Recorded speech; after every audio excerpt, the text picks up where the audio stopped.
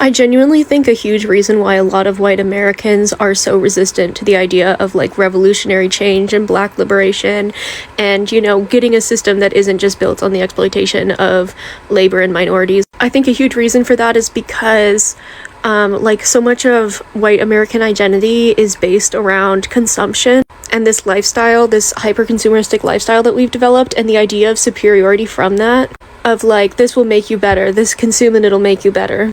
And we don't really have like any faithful sort of many cultural traditions that aren't rooted like in white Americans in consumerism.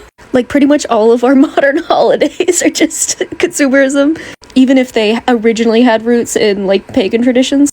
And so I think it's genuinely really difficult for a lot of white Americans to find an identity outside of consumerism and thus to support true revolution. If you're an Asian American who responds to conversations about addressing anti-blackness in our community with what about black people being overrepresented in crimes committed against Asian Americans, but you're not also willing to talk about how black people are overrepresented in exonerations, and you're also not willing to talk about how socioeconomic factors like poverty and lack of access to resources like housing, food, quality education, and healthcare, including mental health care, are the primary drivers of crime, not race, but that race and socioeconomic status are inextricably commingled in the United States because of systemic disparities that disproportionately disadvantage black people.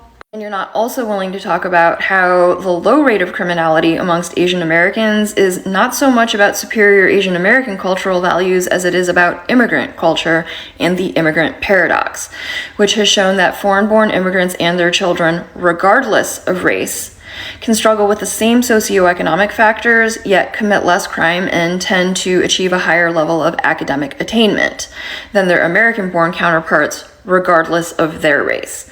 And this is thought to be because the process of immigration itself tends to self-select for highly motivated and resilient people, and that being in a new setting enforces strong ties to family and community.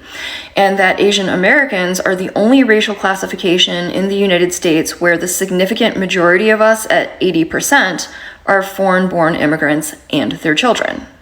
And you're also not willing to talk about how the history of redlining placed the most socioeconomically disadvantaged Asian American neighborhoods with high immigrant population next to the most socioeconomically disadvantaged black neighborhoods, exactly so that Asian Americans could be used as a buffer between white people and black people and to create the model minority myth.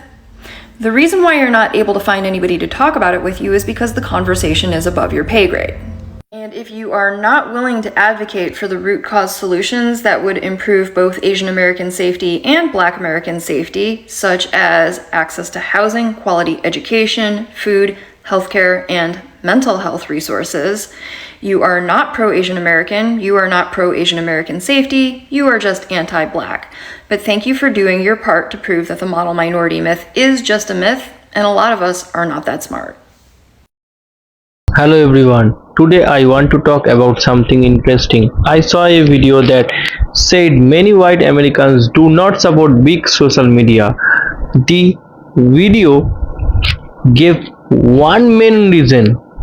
I said that many people build their identity around money, shopping and lifestyle. Now I am not saying this is true for everyone, but I think it's an interesting idea. Think about it. Many people work hard, buy a nice house, a nice car, good clothes, and other things they want. After many years, these things become part of who they are. They feel proud of what they have. So when someone talk about changing and system, some people get worried. Many feel that their way to life under attack.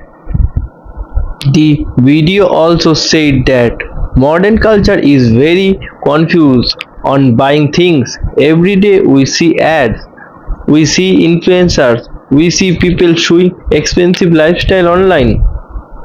This makes many people believe that success means wearing more things. And this is not only in America. We can see this is many countries around the world. But I think there is another side of story. Not everyone who decision with big change is a bad person. Some people are simplicity afraid to unclassified. They worry about jobs, they worry about their families, they worry about their future. So their opinions may come from fear, not hate. I also think people get attended to that they know why someone has lived the same way to many years change to feel scary. Even when change might help other people, the biggest question for me is this: who are we without the things we buy? Are we just our cloth, our phone, our car, or are we with more than that? Maybe our identity should come from our values, our character, our family, and how we teach together people. I think that is more important than many products we can buy. At the end of the day, I believe every society should ask for this question: are we living to buy things, or are we buying things to help us live better? That is the very important difference. Anyway, that is my opinion. Let me know what you think. Do you agree, or do you see different opinion? Thank you for watching.